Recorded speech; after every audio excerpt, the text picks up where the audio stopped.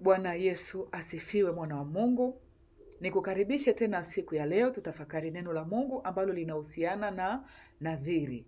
Nadhiri ni viapo, ni ahadi, ni makubaliano kati ya mtu na mtu, ni makubaliano yako na Mungu wako, ni maneno ambayo unajifunga mwenyewe kwa kinywa chako, pasipo kulazimishwa, pasipo kushurutishwa. Kwa hiari unasema mimi mwenyewe ninaweka nadhiri hii. Kuna faida ya kuweka nadhiri, lakini kuna hasara ya kutokuondoa nadhiri.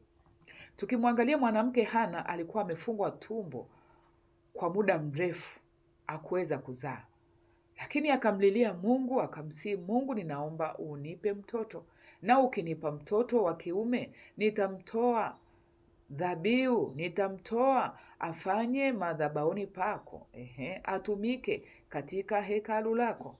Na Mungu alivyoona nadhiri ambayo Hana alimwekea Mungu, akamfungua tumbo, akampatia mtoto wa kiume Samueli. Na siku ilipofika, basi alienda kumpeleka mtoto madhabahuni kama alivyokuwa ameweka nadhiri kwa Mungu, na Mungu aliweza kumfungua, akaendelea kuzaa na watoto wengine. Tunaona faida za kuweka nadhiri. Ni kuonyesha kwamba una imani, unatumaini katika kile ambacho umekidhamiria. Amen. Lakini tunamwangalia Yakobo, baada ya kugombana na ndugu yake Esau, aliweza kukimbia nyumbani. Alipofika njiani, akaliweka jiwe, akamwambia Mungu, endapo utanirudisha tena kwa baba yangu kwa amani, basi hili jiwe ninaweka nadhiri mbele yako kwamba nikirudi tena nitakuja kukutolea dhabihu mahali hapa, lakini nitakujengea madhabahu mahali hapa. Na Mungu akamfanyia wepesi. Tunaona faida za nadhiri, wapendwa.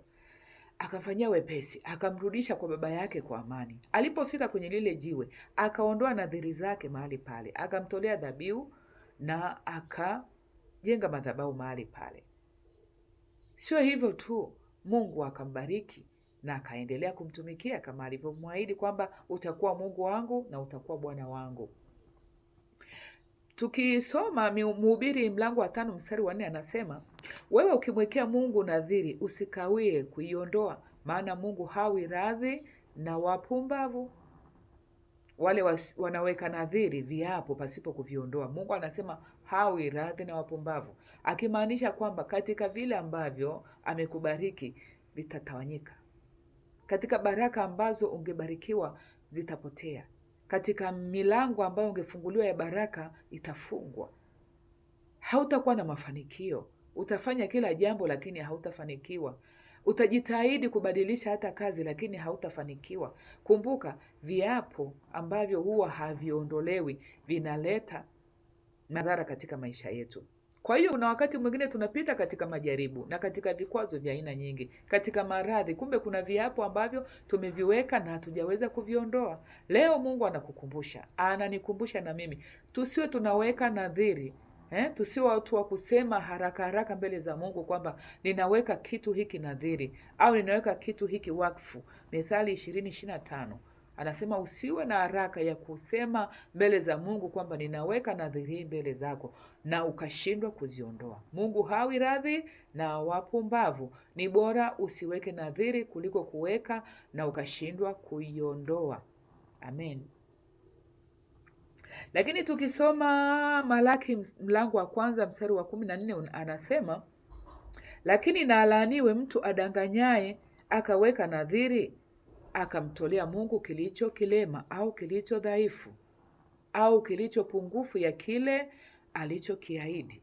Kama umemwahidi Mungu, nitakupa 1% fulani ya kitu ambacho amekubariki, basi hakikisha unamtolea kile kile. Usifike mahali ukasema mbona ni kingi, au basi nitoe hiki, au kabadilisha nadhiri ambayo ulikuwa umemwahidi Mungu. Mungu anasema hapendezwi na watu wenye kusita. Kwa hiyo kama umemwahidi Mungu, mpe kile kilicho kikamilifu na kile ambacho mlikubaliana kwamba utoe. Pia kuna wakati vijana wanaahidiana kwamba nitakuoa, nitaolewa na wewe, lakini ikifika mahali anabadilisha mawazo. Mmewekeana viapo, mmewekeana nadhiri. Kwa nini ubadilishe, au kwa nini usiondoe nadhiri, au kwa nini uvunje vile viapo? Mungu anasema hawi radhi na wapumbavu.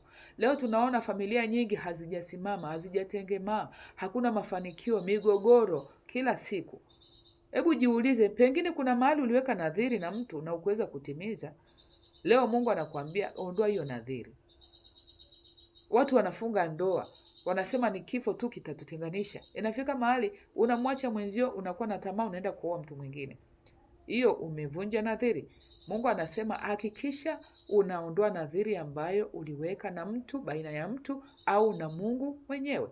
Mungu akubariki mwana wa Mungu. Kama kuna sehemu ambapo hatujasimama sawa sawa na neno la Mungu, basi tukafanye sawa na neno lake, tukaziondoa hizo nadhiri.